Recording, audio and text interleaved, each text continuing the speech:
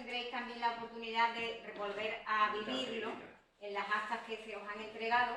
Si no se os han entregado, luego se os entregarán, porque ahí viene recogido todo lo que se dijo en aquellos momentos. No solamente lo que hablaron los ponentes, sino también las preguntas que se hicieron, el público, la participación. Creo que han quedado unas actas muy vivas y muy dinámicas que os van a agradar. ¿Directamente? Sí. ¿Empieza de cámara? Sí. Aquí no es... Aquí no hay protocolo. No, digo que normalmente se dice eso de las señoras primero, pero hoy... ¿Tienes que darle al botoncito rojo? Hoy por los galones literarios que adornan a nuestra compañera, ella será... No, por favor, no es por eso, es que por timidez siempre me quiero Bueno, hablar después. como habéis visto, a mí me correspondió la enorme satisfacción de participar en ese congreso en que se hablaba de literatura y naturaleza, y yo creo que fui invitado por una doble condición. Una, por ser devoto de José Manuel Caballero Bonal; la otra, por ser catedrático de geografía. Y esa condición de, en fin, estudioso de la geografía, estudioso del paisaje, es el que me hizo vincularme todavía más a un escritor en cuya obra hay una tan extraordinaria riqueza de descripciones paisajísticas. De eso es de lo que les voy a volver a hablar, pero antes quiero agradecer a Pepa Parra y a esta fundación el haberme traído de nuevo aquí, la satisfacción de conocerte. Y también pues recordar que aquí justamente fue la última vez que yo vi a José Manuel Caballero Bonal, cuando él vino a presentar la antología poética de José María Velázquez Gastelo. Yo le tenía que traer un libro mío de relatos que él había prologado y quedamos en que se lo diera aquí en mano.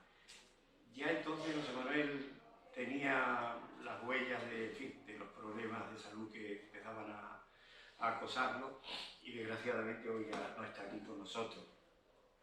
Pero en fin, vuelvo al tema. Para decirles que las relaciones entre la naturaleza, entendida como una parte de la ciencia geográfica o la ciencia biológica o la que ustedes quieran, y la literatura, han tenido a lo largo del tiempo una relación fluctuante. Es verdad que la geografía fue durante muchísimo tiempo mera descripción de la Tierra, y las personas que ya tenemos una cierta edad sabemos que en las escuelas se nos enseñaba así. ¿Qué es la geografía? La geografía es la descripción de la Tierra. Pero todo eso fue sometido a una profunda modificación cuando en la segunda mitad del siglo pasado empiezan a llegar a nuestro país y en general a Europa occidental corrientes de la geografía anglosajona.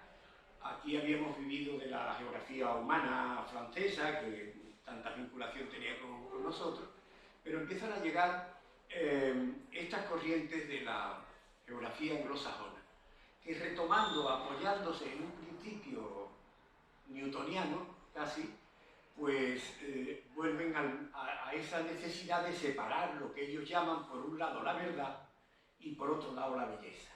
Esa dicotomía entre verdad y belleza crea en el mundo de la geografía una crisis muy radical.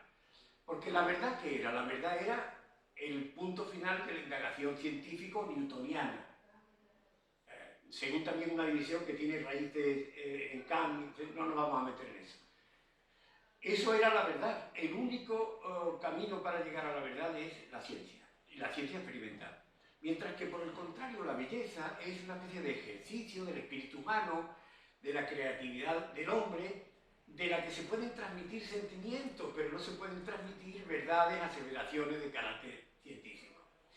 Bueno, esta dualidad empieza hacia la transición ya al final del siglo pasado, y la tradición de empieza a ser revisada, como pasa siempre con todos los paradigmas científicos.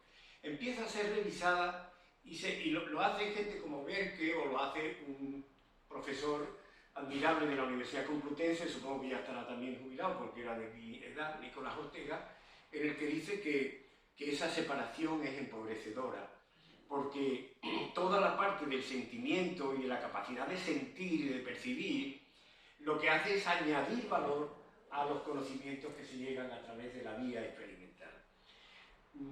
Por eso defienden que la geografía, más que decantarse por ser una disciplina científica o una disciplina humanística, lo que tiene que hacer es considerarse como una parte fundamental de la cultura, siendo la cultura este concepto que está por encima de esas mezquindades de los departamentos científicos y detrás de los cuales hay muchas veces luchas ocultables, por lo menos ocultadas, por sostener ámbitos de poder dentro de las distintas comunidades científicas. Pero lo cierto es que a partir de ese momento se recupera como parte del conocimiento el conocimiento subjetivo, es decir, el que procede de la percepción del hombre, de la percepción de quien contempla el territorio, de quien contempla la naturaleza. Entre la naturaleza y quien observa hay unos filtros que hacen que no todos, cuando vemos el mismo espacio, pensemos lo mismo. Claro, eso abre un camino importante para que toda la antigua tradición de la geografía descriptiva, que tiene nombres como Estrabón o Herodoto o Pomponio Mela, en fin, de todo lo que ustedes quieran, que lo que hacían era describir territorios que en aquella época eran además territorios desconocidos, de ahí su enorme interés, pues que todo eso además pudiera ser enriquecido por la manera en que lo ve el sujeto que lo describe. Eso es lo que ha hecho que estoy haciendo un camino como este personaje del cuento infantil que caminaba 7 leguas, ¿no? O sea, estoy pasando por los, si quieren luego me preguntan lo que sea, pero estoy yendo a los hechos singulares. Desde ese momento se admite una división en el ámbito de la geografía entre dos tipos de obras. Una llamada la literatura geográfica, sin más, son obras que están hechas con esa finalidad de hacer geografía, pero otras son las literaturas de interés geográfico, que no es lo mismo, porque son escritos, textos, obras que se han hecho sin la intención de ser geográficos, pero que tienen un contenido que les da un gran valor para el conocimiento de los territorios, de los paisajes, de los modos de vida. Y entre una y otra, hay un género literario de una gran tradición, que es la literatura de viajes.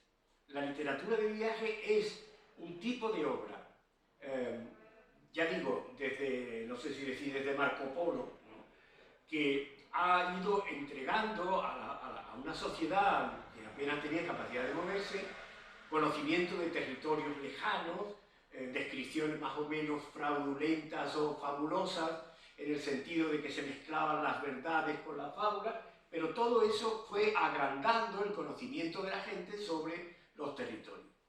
La literatura de viaje de hoy es verdad que ha perdido no sé cómo diría, ese plus romántico de traerte lo desconocido, pero sin embargo sigue siendo un género muy valioso y muy seguido, y desde luego yo me considero seguidor de esa literatura. ¿Y por qué lo es? Pues porque aunque describan paisajes, territorios o modos de vida o cultura que conocemos, lo que nos cuenta es cómo la ve el que la ha escrito. Yo acabo de leer, me parece que en los últimos meses, 2 o 3 libros de Javier Reverte, ¿no? El viaje al mito griego, los viajes al corazón de África. Claro, eso, por mucho documental de la 2 y por mucha información que tengamos a través de los medios de comunicación, ese input literario que es la visión de esos hechos a través del filtro que significa la creatividad humana, eso es lo que da a estos libros el gran valor que tienen. Yo pienso que estáis ya presumiendo hacia dónde vamos a ir, porque claro, yo he hablado de Javier Reverte, pero es que estamos en la Fundación Caballero Bonal y yo terminaré por decirle que en ese terreno de escribir textos con interés y con valor geográfico hay muy pocos que alcancen la categoría del titular de esta asociación, de esta fundación. Claro, esto significa, en definitiva, admitir una cosa que pudiera parecer obvia, y es que la realidad no es solo una. La realidad, por lo menos dos. Una es la realidad objetiva y otra cosa es la realidad percibida. Y no es la misma cuando lo perciben personas distintas, de formación distinta, de sensibilidades distintas, etcétera, etcétera. De manera que esas dos realidades no son categorías antitéticas. Es decir, no es que nos veamos obligados a elegir entre una y otra. Al contrario, la geografía percibida o la naturaleza percibida o la literatura de la naturaleza percibida añade riqueza a lo que ya sabemos. Y pongo, bueno, un ejemplo sencillo. ¿No es más rico ir a las ruinas de la ciudad de Itálica conociendo la elegía de Rodrigo Caro y pasearse por aquellas piedras recordando eso de estos Fabios hay dolor que ves ahora campos de soledad, mustio collado, ¿No es más hermosa, no nos llega de una manera más directa la marisma del Bajo Guadalquivir si hemos leído a Fernando Villalón? ¿O la Castilla si conocemos la literatura de Machado? ¿O haré la pregunta que todos seguramente estaréis esperando? ¿O es que Doñana es la misma antes y después de la obra de José Manuel Caballero Bonal? Por eso digo que estos textos, esta literatura de interés geográfico, lo son porque añaden valor al conocimiento geográfico. No son un adorno. No son un adorno. Hay una frase que he traído de un escritor japonés, que es Murakami Yako, que dice en un libro además que se llama ¿En qué pienso mientras estoy corriendo? Una cosa así, ¿no? Y dice lo siguiente, dice, exactamente, ¿no? Dice, gracias a que todos somos distintos, puedo seguir escribiendo mis particulares historias, porque ante el mismo paisaje capto aspectos distintos de los que captaría otra persona, y porque siento cosas distintas o elijo palabras diferentes a las que otros sentiría y elegiría. De manera que estas palabras de Murakami son una síntesis de esta especie de previo que les he querido hacer para ahora centrarme en hacer una síntesis también de este fenómeno en el caso de José Manuel. José Manuel Caballero Bonal, que como sabéis pues es en esto un referente. Yo los últimos años de mi ejercicio profesional he leído a los alumnos y les he hecho leer a los alumnos párrafos para que me hicieran comentarios desde el punto de vista de un alumno de geografía, y al final les contaré una anécdota de solo hace un mes en relación con un texto de Caballero Bonal. Pues bien, en José Manuel Caballero Bonal, en toda su obra, pero muy especialmente en la narrativa, es donde está expresada su gran preocupación por la naturaleza. Una naturaleza que ha estado siempre en él, que se ha acercado a eso que se llama espacios naturales, pero que, como él alguna vez le oí decir, espacios naturales es un concepto que la administración se ha cargado. Porque ahora cuando pensamos en espacios naturales estamos hablando del Parque Natural de la Junta de Andalucía, del Guarda, del otro y del otro. Y cuando él se refiere a espacios naturales está hablando de un concepto prístinamente naturalista. Y lo hace siempre desde una actitud que no es nunca la actitud pasiva del observador, sino, como le estaba diciendo antes, es la persona que se sitúa ante la naturaleza, siente, piensa, reflexiona e incluso podría decir que en algunos casos sufre y a partir de ahí realiza sus escritos. Es muy curioso porque esta frase que yo le acabo de decir a propósito de la obra de Caballero Bonal está escrita por uno de los maestros de la geografía clásica de toda la vida, Alejandro Humboldt, que era un científico del siglo XVIII y que decía eso: no podemos esperar que un ser humano que tiene capacidad de sensibilidad se limite solo a analizar un hecho natural, sino que tiene que pensar, tiene que sentir, etc. Fíjense, Humboldt en el siglo XVIII, eso es lo que recoge el movimiento posmodernista de los geógrafos, lo cual me hace pensar que a veces el futuro está en el pasado.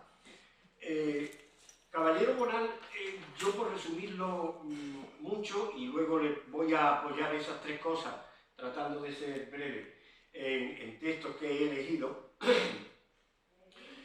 yo creo que se entiende bien toda su obra con tres rasgos que me parece que lo definen. No son los únicos, pero lo definen.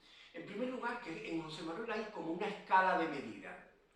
Él ve paisajes en cualquier sitio, ya sea en el norte de África, en el desierto, no digamos nada, en la selva colombiana, etc. Y siempre que ve esas cosas, establece algún tipo de relación con los territorios de los que él procede. De manera que el ámbito de lo mediterráneo y el ámbito de lo andaluz es en él la unidad de medida. Y las cosas son tanto más excepcionales cuanto más se alejan de esa unidad de medida. La segunda es que en él se da una alianza muy sorprendente, al menos para quien como yo se ha dedicado profesionalmente a la geografía, y es que hay una alianza entre el rigor de los conceptos geográficos que maneja, que los elige y los maneja exactamente, y la belleza con que los maneja.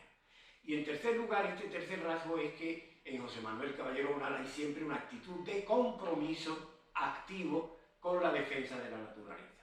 De modo que hay una unidad de medida, que es el ámbito mediterráneo, hay una mezcla interesante entre el rigor y la belleza, como buen desobediente que era, y en tercer lugar, pues el compromiso. A partir de aquí yo quiero ya completar esta charla con la lectura de algunos textos que creo que lo dirán todo esto mejor que yo. Fíjense que una gran parte de su literatura viajera está condensada, por supuesto, en las obras completas que editó Diputación, pero está condensada también en un libro que se llama Citas del Natural, o Notas del Natural, o Copias del Natural, ¿no? Donde hay mucha información de estos artículos sueltos, perdidos en revistas, en muchas de las cuales pues, aparecen este tipo de información que yo les voy a hacer, ¿no? Este es el primero, por el norte de África. Cuando yo volvía al extremo sur peninsular, saltar a la otra orilla magrebí era como ir a pasar el día en un pueblo serrano de Cádiz. No se descubría nada nuevo, sino que se reconocían muchos aires comunes, las medinas insondables de Tetuán o Fez, los rincones domésticos de Shawen o de Asilá eran gradualmente simétricos a los de mi entorno provinciano: Arcos, Zahara, Vejer, Benamahoma, Ubrique, Benaocá, Alcalá de los Azules o Medina Sidonia. Pero he elegido otro también porque cuando él viaja por el norte de África va a Túnez. Y en Túnez encuentra... Es verdad que esto yo lo viví también, porque Túnez ha sido siempre en ese norte de África un poquito más evolucionado que el resto, ¿no? Incluso fue el país donde aferró eso que se llamó la primavera, ¿no? Marroquí o islámica, que duró, por cierto, bastante poco tiempo. Y en Túnez dice encontrar una desavenencia afectiva atribuible sin duda al hecho de que el paisaje urbano que atravesaba no se distinguiera en absoluto de una ciudad europea asomada al Mediterráneo. Estas costas tunecinas, en todo parecida a la de las otras orillas del Mediterráneo, ¿dónde ha desvaído tanto su identidad? ¿A qué rincón del Mediterráneo pertenecen estas playas de rubias arenas y villas blancas, esta sucesión promiscua de centros turísticos modernos, ruinas púnicas y romanas y reductos árabes? Junto a la melopea del muecín, la faramalla del turismo, junto al el harapo del vagabundo oriental, el último modelo de modista occidental, junto al moravito de los peregrinajes legendarios, el club del trazado ultramoderno, junto a las abluciones, la sauna. Y dice, demasiado para un neófito. Luego, por ejemplo, en América Latina, pues señalo esto porque cuando va a Veracruz, claro, como en toda esa zona del Caribe, como si hubiera ido a La Habana y tal, está viendo Cádiz por todas partes. Y habla así de Veracruz. Tal vez lo que más me sedujo entonces fue el tono, el aliento de Veracruz. que remitía de muchas maneras, justificadas o no, al tono y al aliento de Cádiz, la unidad. Esa fragancia a bajamar, a especias, a despacho de consignatario, a caoba barnizada por el salitre, y esa coloración entre blanca y atabascada en el albero y la calamocha de las fachadas y zaguanes suponían algo más que una coincidencia portuaria o ultramarina, incluyendo la silueta adusta del fuerte de San Juan de Ulúa, superpuesta a la del al castillo gaditano de Santa Catalina. En Bogotá experimenta, sin embargo, también otra diferencia, que no voy a leer, pero que él lo que dice es que cuando estaba en las zonas más altas de Bogotá, donde a 2000 y pico metros no hay cambios de estaciones, sino un todo unitario de calor y de calor y de calor, a él le resultaba completamente imposible situarse en un medio en el que no hay primavera, verano, otoño e invierno. Fíjense, por ejemplo, qué cosas tan hermosas dice sobre el desierto. Dice del desierto algo que luego también ha escrito a propósito de la marisma, que el desierto es un paisaje desprovisto de paisaje. Eso lo ha dicho también a propósito del llano de la marisma, y en ambos casos es de aplicación. Su paisaje consiste en la consecutiva multiplicación del mismo horizonte. Dice, Herodoto supo entrever, y habla así de los oasis, Herodoto supo entrever en esos enclaves de vegetación en medio de tantos inmensos territorios vacíos, Sáhara, Nubia, Nefut, que eran algo más que un alivio de caminantes o un sueño de extraviados. Eran puentes que tendió la geobotánica para propiciar la supervivencia de numerosos pueblos erramundos. Sin esos núcleos de vida comunitaria, los nómadas nunca habrían podido llegar a serlo realmente. Habrían sucumbido de elegir sus primeras temerarias incursiones por el planeta invisible del desierto. Planeta, lo he puesto en negrita, porque estas son las cosas que a mí me enamoraron de José Manuel, el planeta invisible del desierto. Y aquí hay la utilización de dos conceptos de la geomorfología del desierto, que a mí me sorprendía que los pobladores de los oasis del noroeste sahariano perdidos entre los ERG, que son los desiertos de arena, y las hammadas, que son los desiertos de piedra. Y José Manuel los plantea aquí estupendamente, ¿no? Y junto a la gama casi exclusiva de los ocres minerales surge el añil de las maneras, el blanco de los frisos o el siena del adobe. Trogloditas o pájaros viven dentro del paisaje, lo cultivan y ornamentan como si ellos fueran los únicos legatarios. Finalmente, voy a dar un salto para leeros. Cuando él está en Colombia, sabéis que él hace un viaje por el río Magdalena. En su segundo libro de memorias lo cuenta in extenso.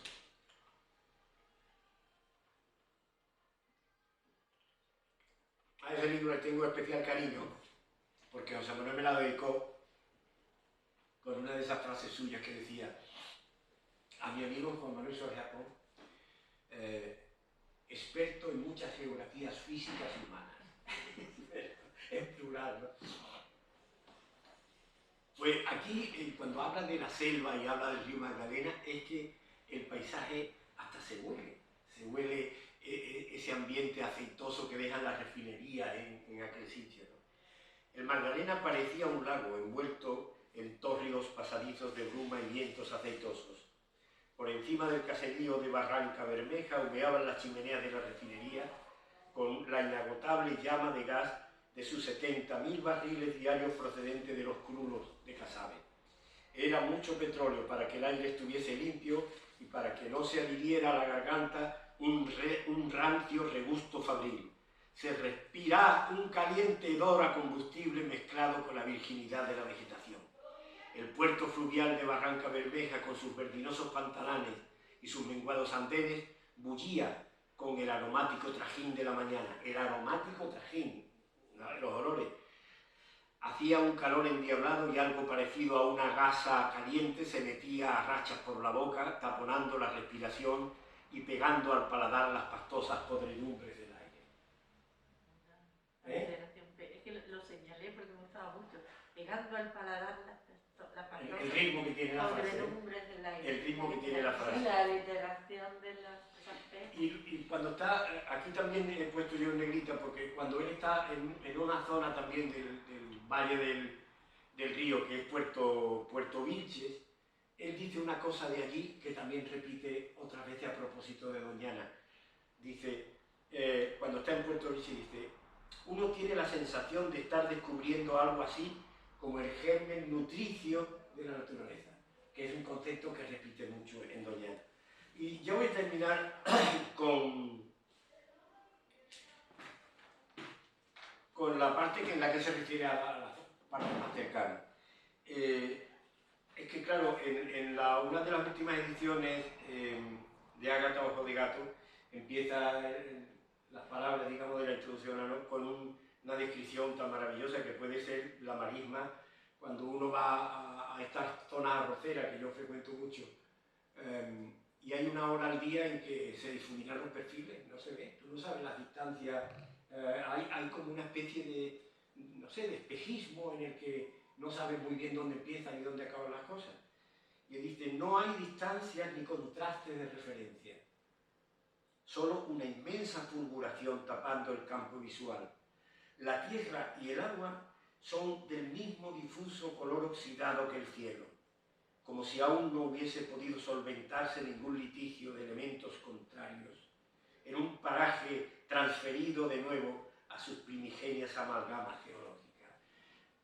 Él está diciendo de esta manera tan maravillosa que la marisma es la consecuencia de una pugna entre los aportes terrígenos, tierra, del continente y los aportes marinos, y que esa mezcla de tierra y mar es lo que da lugar a estos territorios que nosotros damos en llamar marisma. Pero dice él, como si no hubiera podido solventarse ningún litigio de elementos contrarios, y dice, en un paraje que está volviendo a su primitiva geología, porque así es como nació. Por eso decía que tiene esta capacidad de utilizar conceptos científicos y envolverlo con esta belleza tan extraordinaria. Y ya para no insistir más, quiero leer tres textos, pero el primero de ellos con esta cosa de la anecdótica que cité.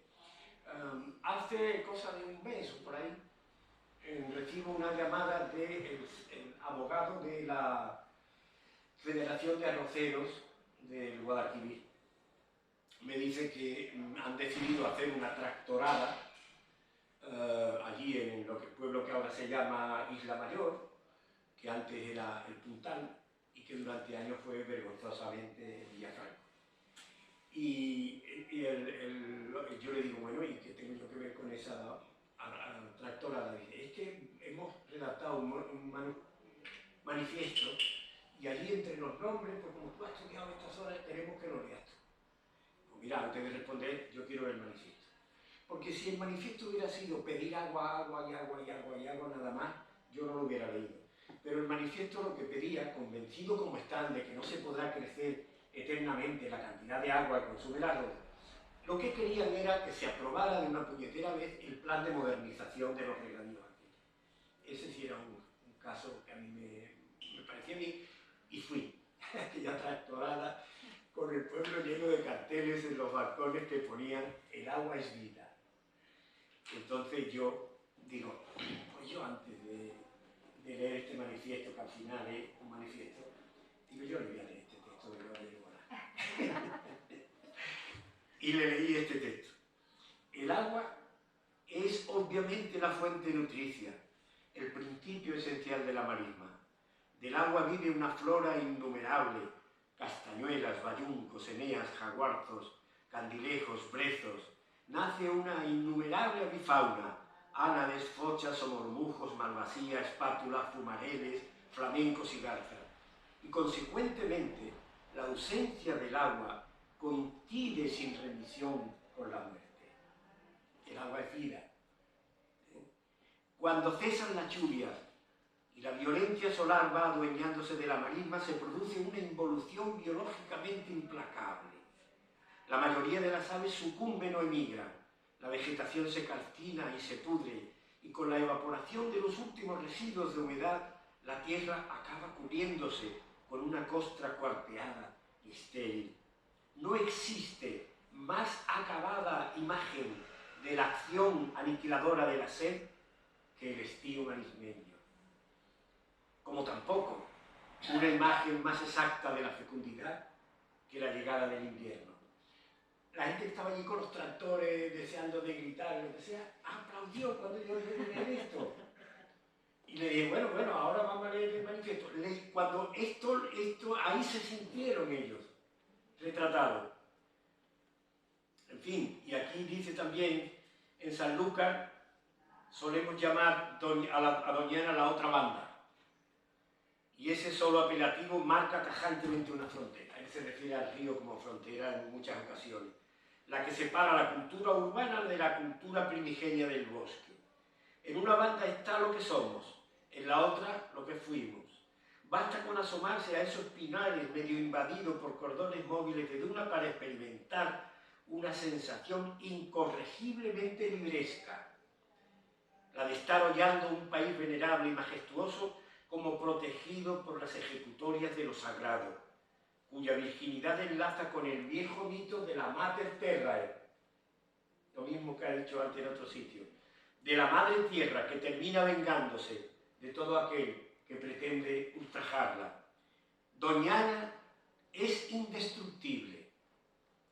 A pesar de tantos síntomas de menoscabo, la Tierra Madre acaba siempre castigando al que la ultraja, incluso en esta extenuante época estival, cuando el inmenso territorio marismeño es ya un paisaje estepario, sembrado de osamentas y agrietado por el sol, se filtra por alguna fisura de la aridez como un simbólico aviso de regeneración. Volverá el agua y con ellas la vida. Renacerá la población de ánades más numerosa del mundo. Sobrevendrá una nueva y pletórica inundación y surgirá una maraña vegetal de incontenible exuberancia. Ninguna codicia o acechanza del hombre podrá nunca impedir este cíclico y maternal triunfo procreador de la tierra. Que así sea.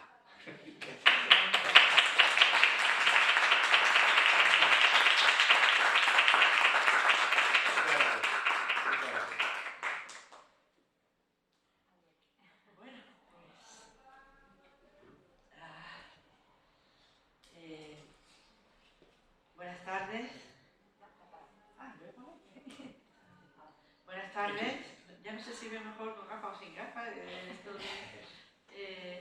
Quiero ante todo dar las gracias a Josefa Parra por haberme invitado a volver a la Fundación Caballero Bonal. Siento hoy una suave, una especie de congoja suave, una alegría triste, una alegría melancólica, a 7 semanas de la muerte de nuestro Pepe Caballero. Una sensación de un poco de intemperie, ¿no? De falta de cobijo y que no tiene nada que ver con el mundo con el que vivimos este congreso del que acabamos de ver imágenes y otros muchos, ¿no? Yo tuve la suerte de venir también al de los clásicos y también de estar invitada al 80 cumpleaños de nuestro escritor, que fue algo realmente memorable. Pero también, a pesar de esa melancolía y de esa tristeza, también tengo la sensación reconfortante de que la poesía, la amistad y los recuerdos nos van a seguir uniendo. Y la demostración está aquí. Acabamos de ver unas imágenes que inician una celebración, que es la de la publicación de las actas de ese congreso del año 2009. Con la lectura de las actas completaré mi visita, porque cuando una viene, yo venía al congreso pero tenía que volverme muy pronto para dar mis clases y me perdí algunas de aquellas comunicaciones, así que es un lujo tenerlas editadas, poder releer estos textos. No he leído lo de Cádiz, que es fantástico, la descripción de Cádiz, y con ese enfoque además desde la desde la geografía, en este caso cómplice de la literatura. Podemos releer a Miguel Alberto de Cuenca, a Fanny Rubio, a José Ramón Ripoll, en fin, a Delibes, el hijo del gran, bueno, también Miguel Delibes, ¿no? Que habla de ciencia, naturaleza y literatura. Yo creo que es un lujo tenerlas, además tenerlas en formato de papel, que ya podemos decir muy alto que amamos los libros. Yo creo que lo comentábamos antes, la escritora Irene Vallejo con su bestseller, con su ensayo maravilloso, El infinito en el junco, nos ha animado a decir ya bien alto que no hay nada que sustituya al libro, que podemos complementarlo con otros formatos, pero que el libro en papel es un objeto mucho más libre, mucho más libre y menos sujeto a imperativos externos, tecnológicos, que nos facilitan muchas cosas, pero nos quitan cierta intimidad y libertad a la hora de relacionarnos con la literatura. Venía pensando estas semanas que la literatura tiene modales de virus. Le contagia muchas cosas a la vida, la infecta sin remedio y sin vacuna posible. Y lo digo porque mirando hacia atrás, y sé con seguridad, y con una seguridad de la que antes no era consciente, sé que mis actos y mis decisiones en la vida las ha motivado a menudo, o las ha suscitado, las ha inspirado el ejemplo de algunos buenos libros y de algunos buenos poetas. Por ejemplo, mi amor por el mar, mi amor al mar. Se alimenta evidentemente del mar mismo, del mar real, del mar objetivo, pero también del mar que sonaba, que olía, que desbordaba de las páginas de muchos poetas y sobre todo de José Manuel Caballero Bonal.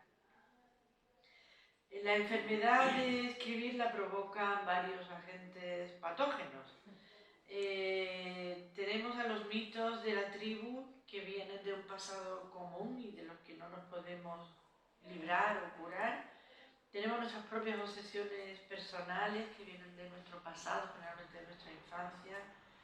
Y tenemos también, y como tercer agente, la presencia real o virtual de los escritores que admiramos. Yo creo que, sobre todo cuando empezamos a escribir, queremos gustar a los escritores que quizá no conozcamos nunca, o a veces sí, como quienes hemos tenido la suerte de conocer y además de ser amigos y amigas de un escritor que admirábamos, pero incluso sin conocerlos, a veces tenemos ese agente que nos mueve y que nos infecta y nos hace escribir, a veces de una manera o de otra. He citado el mar porque el mar estaba también el día en el que recibí la noticia de la muerte de José Manuel Caballero Bonal. Yo me encontraba en Almería, en la parte de costa que tira ya hacia Levante, Carboneras, Garrucha, Mojácar, Algaria que tiene algo que ver, tiene algo de nombre como... Sí, se espejea con él, ¿no? Es paralelo de alguna manera a Argónida. Me encontraba en Algaria y escribí lo siguiente. Cuando me enteré por el periodista del País, por Javier Rodríguez Marcos, que quería que escribiera una nota, pero ni siquiera no me había enterado todavía de la muerte. Y escribí esto. Esta mañana el mar se notaba muy gris en Algaria, porque el mar ya lo sabía. Acababa de perder a uno de sus poetas, a uno de sus nombradores, a uno de sus mitógrafos. José Manuel Caballero Bonal, en su poesía y en su prosa, le ha dado al mar andaluz, al mar de Argonida, cuerpo de mito. Cuerpo de mito. Eso me sedujo siempre al leer, por supuesto, Ágata Ojos de Gato, pero también su poesía. Leer a Caballero Bonal para mí es una experiencia que tiene también que ver con lo marino, con lo marino de una manera muy especial. Y es que en otro lugar, porque así lo siento realmente, que leer su literatura, su poesía o su prosa, es como aplicar el oído a la arena, al lado de la playa, al lado de la orilla, y escuchar desde el interior del mundo, a través de esa arena caliente, voces que nos llegan de ese interior, bramidos de venados mitológicos, crujidos de la sal, de esa sal cristalizando, sirenas de barcos que no sabemos si son reales, si son barcos hundidos, si son barcos fantasmas. La mitología de Caballero Bonal trasciende Doñana, es el mundo de Argónida, pero trasciende Doñana, es una sustentación mítica de la memoria secreta de otros pueblos, de pueblos del mar, no solo los localizados geográficamente en Doñana, es que está hablando también, cuando habla de Argónida, yo creo que la mente también se nos amplía e incluimos otros pueblos también míticos, silenciosos en la historia, pero a la vez que de alguna manera nos siguen transmitiendo sus misterios. Por eso, por esa seducción que yo sentía al leer, por esas sensaciones casi físicas, ¿no? de estar escuchando algo que no me transmitían desde luego otros prosistas, otros poetas. Por eso disfruté tanto y sentí que tenía que elegir. Cuando me encargaron preparar una antología de la poesía de Caballero Bonal, elegí precisamente los poemas argonidenses. Es un género.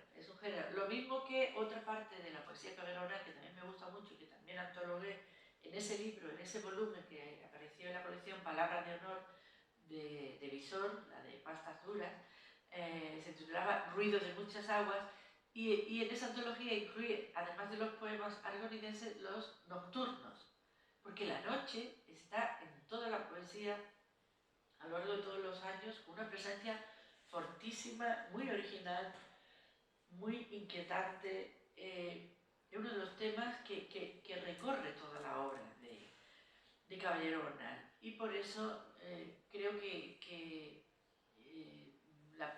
de alguna manera, y antes incluso de los nocturnos, fue esa poesía argonidense en la que reclamaba que la reuniera y que se pudiera leer toda reunida.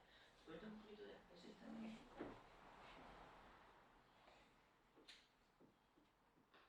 Yo me he ido a mi terreno, a la poesía. Estoy vacunada, era una prueba negativa de antígeno hace poco, o sea que... En fin. En 2009, como tienen mi conferencia, mi ponencia reproducida, incluso con todos los textos de los poetas que leí, en 2009 presenté aquí lo que era un proyecto, todavía, una antología que publiqué en 2015 en la editorial Acantilado, titulada Aquel vivir del mar, el mar en la poesía griega. Una selección mía que me sirvió como pretexto el prepararla. La idea fue también mía, no me la encargó ningún editor. Yo trabajo en traducción siempre con lo que me gusta y luego lo propongo a alguna editorial que pueda también sintonizar con el espíritu de lo traducido. Y en este caso Acantilado aceptó publicarla.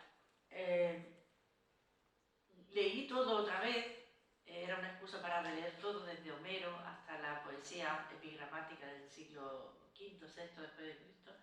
leí toda la literatura griega buscando el mar, buscando cómo se había contado, cantado el mar en la poesía griega.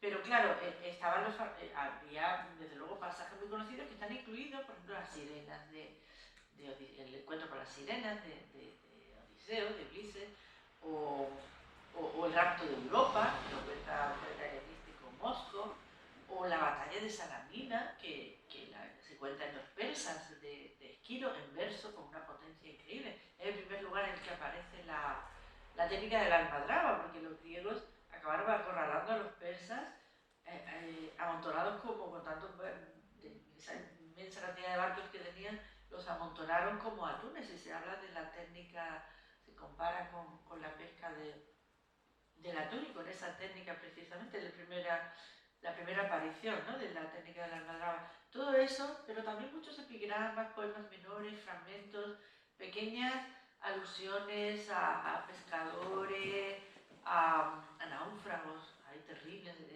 epitafios, además de tumbas vacías, ¿no?, de náufragos que no aparecen, o de los instrumentos de pesca, o los dioses del mar, las Nereidas por un lado, Poseidón con su furia, con su cólera, ¿no?, y sus grandes arrebatos.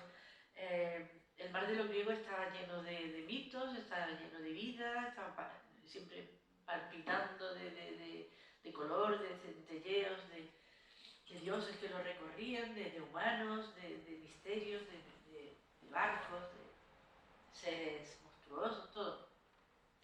Y cuando estaba preparándolo, pues recibí la llamada de la fundación y pensé que literatura y naturaleza, pues me permitía, ese lema me permitía hablar de cómo estaba preparando esa traducción. Lo que leí en esos momentos, como no tenía las traducciones acabadas, son traducciones de otros autores, muy consagrados y traducciones que de antemano me gustaban. Yo no leería nunca una traducción con la que no me suene mal, o que no me parezca de cierta calidad literaria. Y en eso también reconozco el magisterio del caballero Bonal, que era intransigente en cuanto a la calidad, sobre todo del lenguaje. Él decía que no estaba capacitado para escribir mal y era un abutado, pero es que ojalá fuera el lema de todos los que quieren ponerse a escribir, que menos, ¿no?, que conocer o intentar conocer tu herramienta de trabajo, como lo hacen los músicos, sin protestar, que conocen todas las notas y no se les ocurre dejarse una sin en fin, una parte del lenguaje sin dominar, ¿no? Y también al escribir mi propia poesía. Ese virus que contagia la literatura, esa necesidad de escribir también porque otros libros te han instigado, te han estimulado para intentarlo. Como he dicho también, se lo debo a Caballero Bonal. Y además en mi poesía hay 4 poemas que tienen mucho que ver con su literatura, pero también en algunos de ellos con una parte de una relación personal. Yo conocí a Caballero Bonal gracias a un amigo común.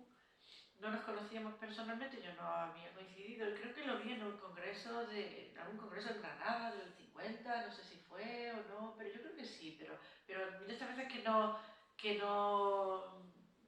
como yo verdaderamente entonces era patológicamente o patéticamente tímida, no se me ocurría acercarme a una escritora por mucho que me gustara su obra, ¿no?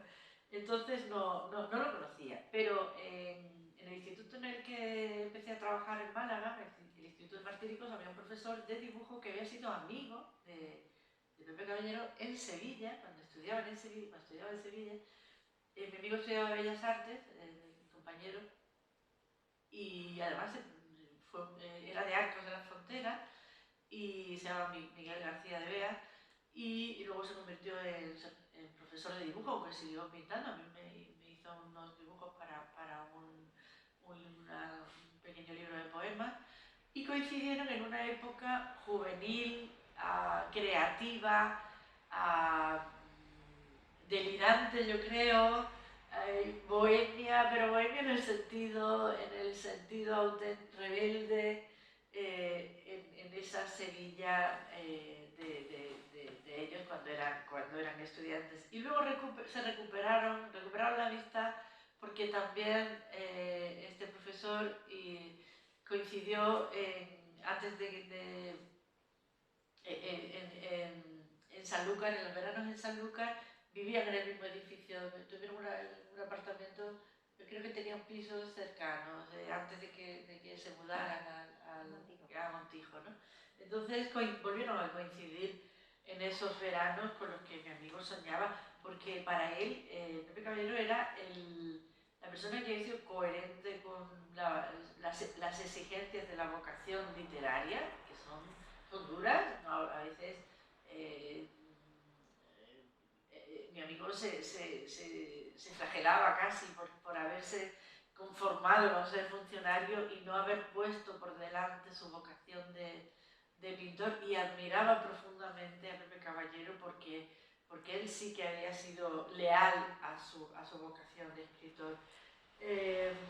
Miguel García Bea murió bastante joven de un infarto, a pesar de... Él pensaba jubilarse y empezar a escribir, y murió pues, a muy poquito tiempo después de jubilarse. Yo creo que no le dio tiempo a disfrutar de sus pinceles y a pintar todo lo que realmente llevaba dentro, porque era también muy amigo de José Ramón de Ripoll, de José María Velázquez, por supuesto. Eran un clan gaditano creativo, con una potencia creativa de esas que ya me gustaría verla, sentirla a mí, de verdad, en algunos grupos de los poetas jóvenes, que sí que hay figuras aisladas, pero ese sentido del grupo creativo, de vida vivida casi a través de la amistad, con ese poderío, con esa potencia, con esa efervescencia, yo creo que tuvo que ser muy, muy, muy, muy intensa, y a veces siento una envidia hacia ese pasado que conozco por esos relatos que ya tienen también bastante fuerza. Voy a leer ese poema que le dediqué, leeré 4 poemas y con eso... bueno, y uno de los traducidos de Aquel vivir del mar, en el que precisamente retomo el tono de... Hay uno de Píndaro en el que intenté que sonara esa severidad de Píndaro, que sonara a bonaldiano, ¿no? Pero voy a leer primero ese poema que dediqué a mi amigo Miguel, y amigo también de Pepe Caballero, cuando murió, porque es que también sirve para todo amigo, y no sé, es un poema a la amistad y hablar también del mar, porque por eso lo leo también, porque estamos hablando de literatura y naturaleza, y el mar se me mete en los poemas, y más cuando trato de un poema de amistad, y además con estos amigos, cuando los dos son gaditanos, ¿no? El Tartesio. Los amigos son viajes. Te subes a sus barcos. Una brisa festiva va a rozar las palabras, y ese viento que suele coleccionar misterios y fulgores se hará con el timón. Cuántos poemas tejen y destejen ciertas noches tan solo para ellas.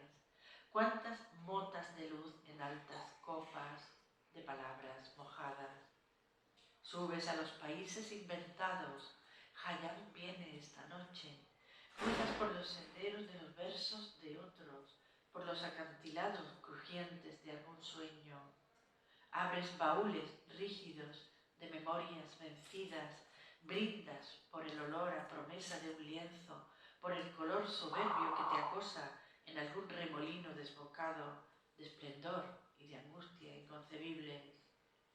Y el mar color de vino, y este vino sucedáneo del mar, de un mar que solo es párpado, de una arena de miel, el negro mar de Homero y los remansos íntimos e intrincados de Occidente, donde las aves altas y los linces y los toros más nobles y los ciervos miran un vasto cielo azafranado, y la vida es un centro que llama y enloquece.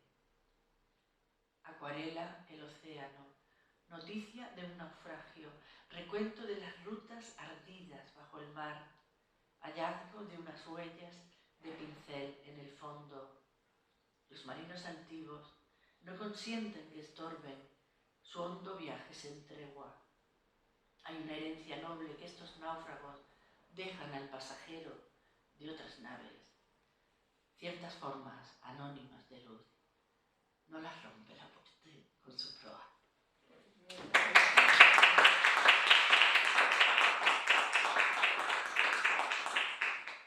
Ay, no sé si voy a poder seguir leyendo. Bueno, voy a leer el poema de Píndaro. En la introducción, Acantilado no dejaba, en fin, no quería grandes ensayos en los prólogos, pero claro, yo siempre, cuando traduzco, doy las gracias a quienes me han enseñado cómo tiene que traducirse la poesía, cosa que no me enseñan solo otros traductores, sino también los poetas, ¿no? Yo creo que no se puede traducir poesía si no es para intentar que el resultado se pueda leer también como poesía, que es lo que quisieran los poetas traducidos.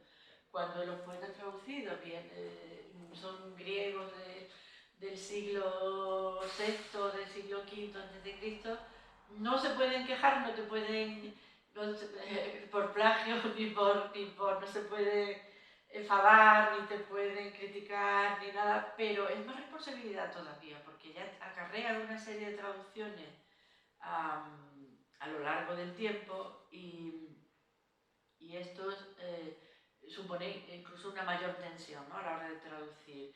Y aquí, en un momento, explico lo siguiente. Es de justicia señalar nuestra deuda con la poesía contemporánea que se ha ocupado del mar, como la de Sofía de Melo o la de Odisea Selitis. He de citar ante todo la poesía argonidense de José Manuel Caballero Bonal. El aliento marino de sus versos acompañó la travesía de nuestra traducción. Bueno, también de otros muchos, pero el eco de...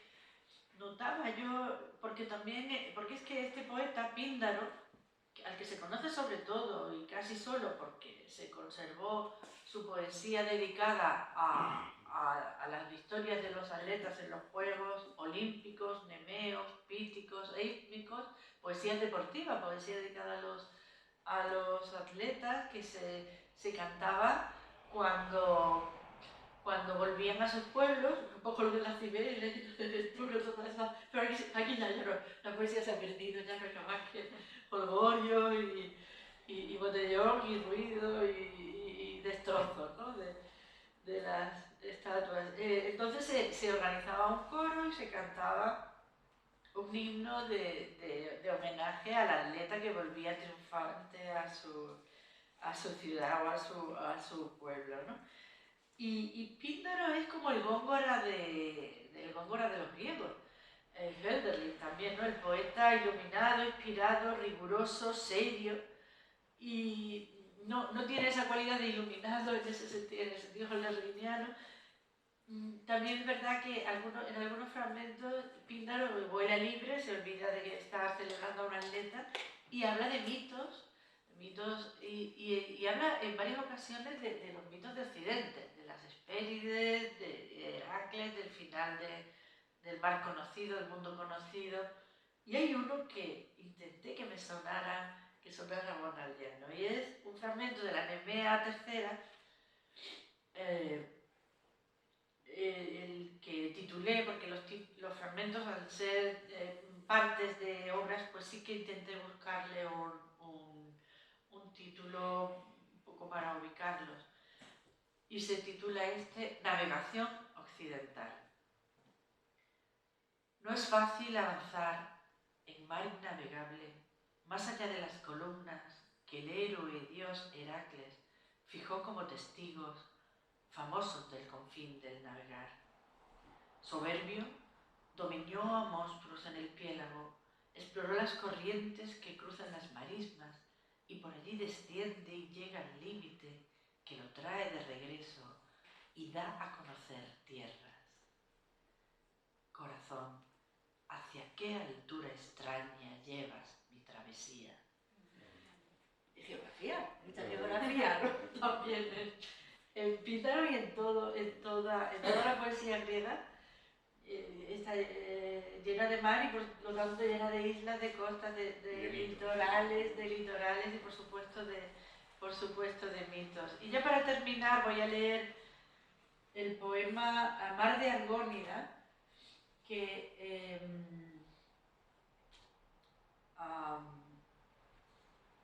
está en mi último libro, en Gavieras, ya también bastante marinero desde el título. La gaviera era una palabra que no existía, no estaba recogida en femenino, era como si no pudiera tener femenino en el diccionario de la Real Academia, hasta que una editora de Almería, llamada Ana Santos Payán, que murió muy joven, el mismo año, muy poco después que el editor de Acantilado, dos grandes editores, honestos y fundamentales, Ana Santos Payán promovió una recogida de firmas para que pidiéramos a la Real Academia a la RAE, que incluyera el femenino de gaviero, porque hay mujeres gavieras, y que además hay ya en las escuelas náuticas y en los buques y tal. He visto algunas actuar, ¿no? Bueno, actuar, yo no la admiro muchísimo porque es algo verdaderamente difícil, ¿no? De subir a la gavia, vigilar el horizonte, que aceptara, pedíamos en esa recogida de firmas que se aceptara el sentido figurado también de el que vigila el horizonte, el que atiende, la que atiende el horizonte. Y creo que de ese tipo de gavieras sí que hay muchas. Quizá tengamos cerca en nuestras vidas a mucho espíritu de gaviero y de gaviera. Mar de Argónida. No estuve nunca allí, dijiste, nunca regresaré de aquella Atlántida. ¿O estuve desde siempre? Navegarte, más tarde, fue la duplicación de una existencia jubilosa y absorta, previvida, no sé qué transfusión de salmo, sueño, sangre de aventura, de olores subsumidos, deseos encriptados en no sé qué vehículos del cuerpo. Los mitos nos enseñan, Medusa, a habitar mares. Tengo una casa, pero tengo los mares cuando amo los mitos. El cielo murmurante bajo el cauce, armazones de redes clandestinas, diálogos de aves puras e incandescentes, las arenas absueltas, libres de orografías y echadas a volar, a nadar onduladas como carne de ninfas. Oh sí, qué vivas siguen las diosas de las aguas. Todas las extensiones del misterio las prodigan los vientos oceánicos o esa cuna de sombras y abismo que se mece en cada ola cobalto de la tarde. Las fábulas fascinan porque eligen un barco, zarpan de puertos viejos, merodean marismas, escuchan gritos hondos, roban música al mar. Los limbos de los monstruos, las cabezas de múltiples orfeos, la memoria errabunda de los náufragos, las criaturas azules nunca vistas, la locura del hombre mitad isla perdida, fruta extraña del mar, droga insondable. Medusa, qué corales nacieron de la sangre de tu pelo reptil, de la cólera roja de saberte moribunda y vencida. Medusa, es hora ya de anular tu mirada de piedra, tus serpientes, desencriptar la fábula, que hundieron en el fondo, robar contigo música del mar. Y aquí, después del canto, que la mar nos archive en su destino. Gracias.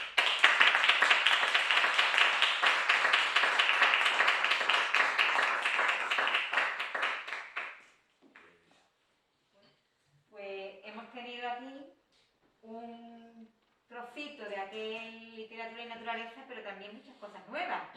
O sea que hoy nos hemos llevado 2 pedazos de regalo enormes y sé que donde está Caballero Bonal, seguramente en el mar o desde donde está mirándonos, pues estará muy contento de haberos oído también. Y muchas gracias por vuestra presencia. Ya sabéis que esto se queda en la página, en el canal de YouTube y en la página de Facebook, por si queréis volver a escucharlo y por si queréis compartirlo con quien queráis. Y nada, muchísimas gracias y hasta la próxima vez que volveremos a encontrarnos, porque queremos hacer algún homenaje a Caballero Bonal en el mes de noviembre y me gustaría volver a contar con vosotros siempre.